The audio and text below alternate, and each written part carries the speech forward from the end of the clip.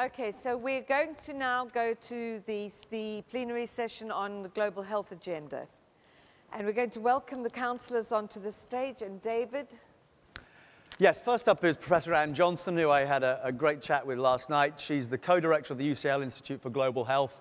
She's spent over 20 years working on the prevention of the spread of HIV and sexually transmitted diseases. And she's a member of the Working Party on Public Health Ethical Issues. So if we could put our hands together and welcome Anne.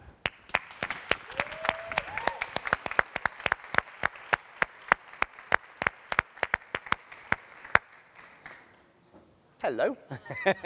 Welcome. Thank you. And your next councillor is Flavia Pensieri, who's the executive coordinator of the United Nations Volunteers Program.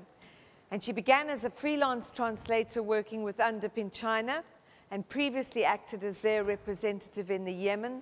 So she really has been around the world and holds graduate degrees in philosophy and Chinese literature. From the United Nations, Flavia.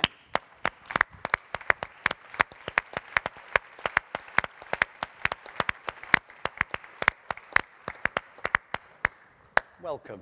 Thank you, David. And then our final councillor for this important session is Zoya Pan. Now, Zoya is a refugee from Burma who was brought up in a bamboo hut on stilts.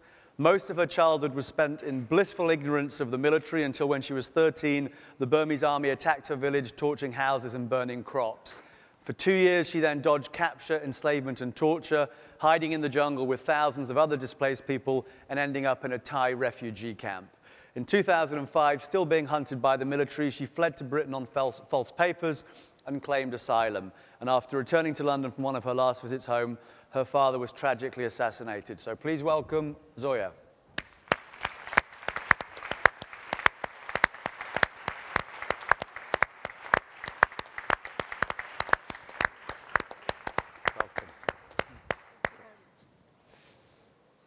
Okay, so if we can go to the summary of the global consultation process chart. And as I say, this section was added slightly later than the others, but looking at the top agreement score there, and it's a high one at 82%, strongly agreeing that access to good nutrition and good health care are universal rights.